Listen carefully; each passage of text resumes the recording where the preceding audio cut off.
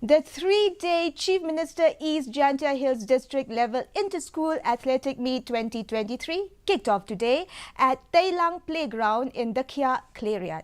The event was attended by the Deputy Commissioner East Jantia Hills District, Abhilash Baranwal, as the chief guest.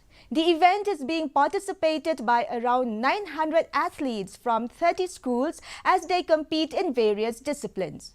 Addressing the students, Chief Guest Baranwal said that sports is something that builds character, while adding that in sports people compete not against anyone but against themselves. Sports is something that builds character. I believe everyone knows this, but only the athletes realizes this. Important thing to always remember in the life as in sports is that you are not competing against anyone, you are always competing against yourself. The weather report.